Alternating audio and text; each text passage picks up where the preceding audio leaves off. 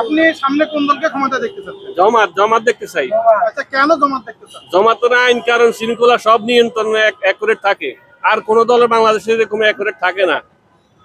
আচ্ছা, জামাত পছন্দ করার আগে কোন দল করতেন?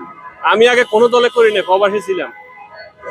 জি, জামাতের কোন দিকটা দেখে আপনার বেশি পছন্দ? আমার সর্বদিক দিয়ে প্রথম যে জমাতে করবে, এই 5 ওয়াক্ত নামাজ পড়বে প্রথম, ইমানি পরীক্ষা, সে জমাত করতে পারবে। দুর্নীতিবাদ নাই? না, দুর্নীতিবাদ জমাতে নাই। ওয়াজ করা সেটা হলে আপনার ব্যক্তি, আপনি এগ্রিমেন্ট করেন, তাদেরকে নিয়ে আসেন। আপনারা কে কইছে নিয়ে আসেন এগ্রিমেন্ট করেন? কথা বুঝছেন নাই? আচ্ছা, আরেকটা বিষয়, তারেক রহমানের নামে তো কোনো কেস নাই, সে এখনো দেশে ফিরতেছে না। এই ধরনের আমি মন্তব্য করতে পারবো না, ধরেন আমার অভিজ্ঞতা নাই এই ব্যাপারে। আপনি কি মনে করেন সামনে কোন দল ক্ষমতা আসলে বাংলাদেশের মানুষ একটি দুর্নীতি এবং চাঁদামুক্ত দেশ পাবে? আমরা যেহেতু ইসলামিক, বাংলাদেশ ইসলামিক একটা রাষ্ট্র, তাহলে ইসলামিক জামাতই আসুক। জামাত তো হলো সম্মিলিত হয়ে একসাথে হয়ে কাজ করা, এটা শব্দ হতো জামাত।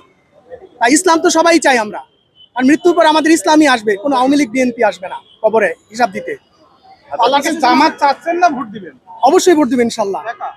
আমি একা দেবো কেন, আমার পার্শ্ববর্তী যারা আছেন তাদেরকে আমি উৎসাহ করবো জামাতে ভোট দেওয়ার জন্য আপনার ইনশাল্লাহ। ফ্যামিলিতে কয়টা ভোট আছে? আমার ফ্যামিলিতে 10টা ভোট আছে, ওটা কোথায় যাবে?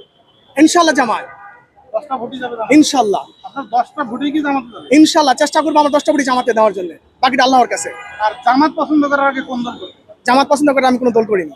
আচ্ছা, বিএনপি কে অপছন্দ করার কারণটা কি? সেটা আমি মন্তব্য করবো না, এটা তাদের ব্যক্তিগত ব্যাপার, তাদের ব্যক্তিগত দল। আমি বলতে যাবো কেন যে জামাত বিএনপি কেন পছন্দ করি কি করি না, পাবলিক তো দেখতেছে যে কার কার্যক্রম কেমন করতেছে, এটা পাবলিকের দায়িত্ব।